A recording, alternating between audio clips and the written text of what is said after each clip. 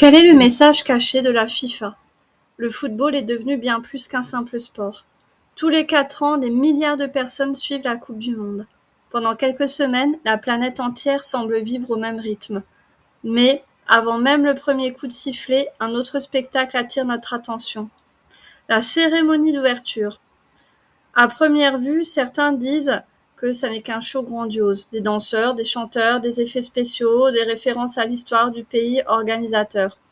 Pourtant, en regardant attentivement cette cérémonie, plusieurs détails m'ont vraiment interpellée.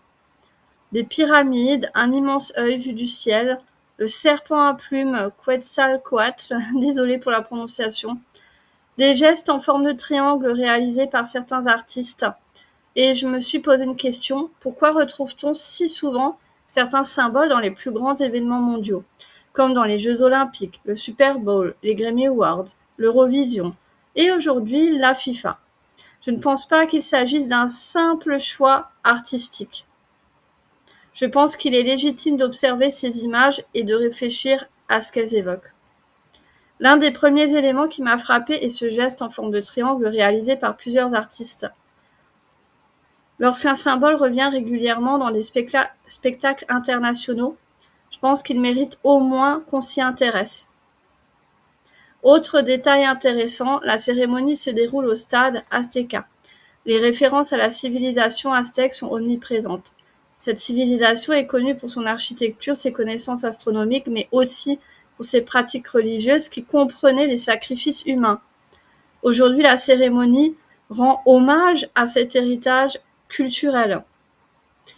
Mais je trouve quand même ça un petit peu particulier que ces références soient mises au premier plan devant des milliards de spectateurs.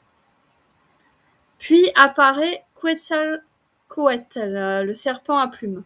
Dans la tradition mésoaméricaine, il est associé à la connaissance et à la civilisation.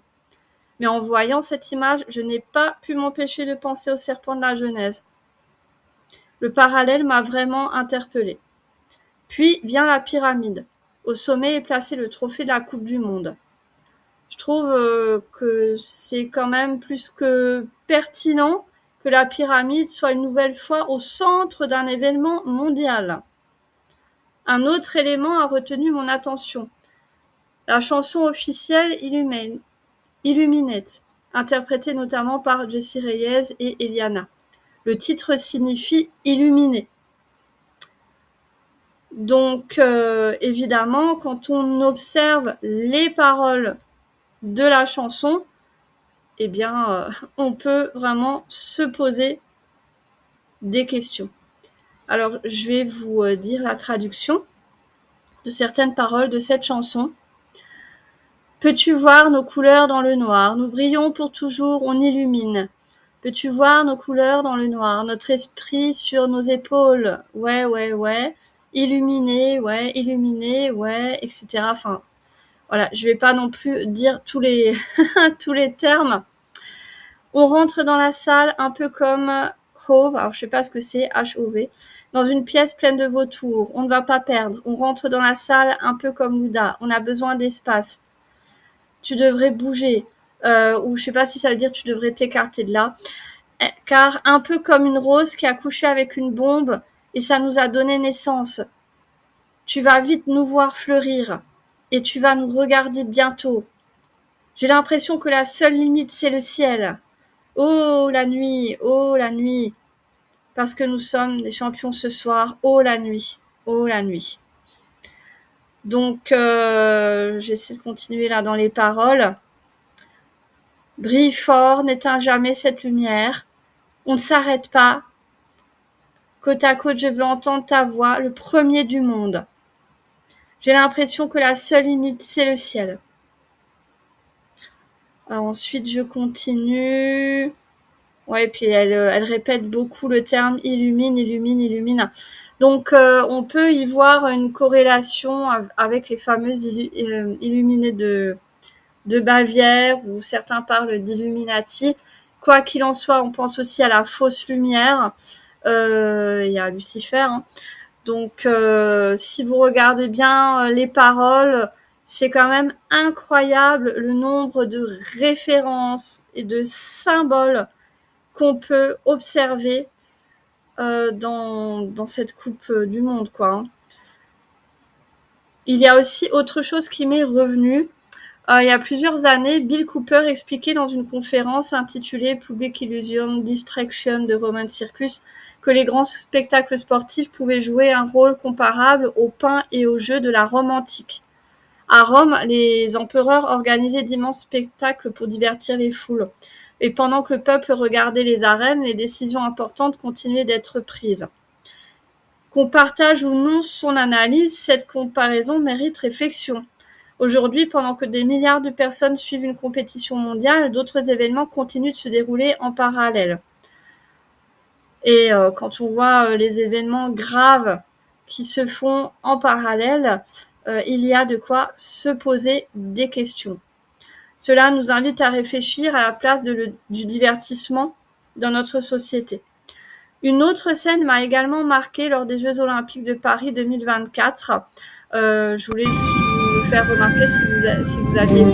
Jésus-Christ, c'est bon. C'est Jared qui s'adresse à Zinedine Zidane en l'appelant Jésus-Christ. Je m'en occupe. Donc, je trouve que ça n'a pas été relevé. Je n'ai pas vu de vidéo qui en a parlé. Et pourtant, je trouve que nommer un sportif Jésus-Christ, pour moi, ça en dit long. C'est comme si les figures du sport avaient pris le rôle d'un dieu, en fait. Et quand on observe la cérémonie d'ouverture, on a vraiment l'impression qu'ils se prennent pour des dieux vivants ou voilà, donc tout est inversé et normalement on ne devrait pas nommer comme ça n'importe comment le nom de Jésus-Christ, surtout pas pour un divertissement. Voilà, encore une fois, il y a beaucoup de signes qui sont présents dans tout ça. Jésus nous dit « Prenez garde que personne ne vous séduise ». L'apôtre Paul ajoute que notre lutte n'est pas seulement visible, mais aussi spirituelle. Le croyant est amené à examiner ce qu'il voit et à ne pas tout accepter sans réflexion et à garder les yeux fixés sur le Christ.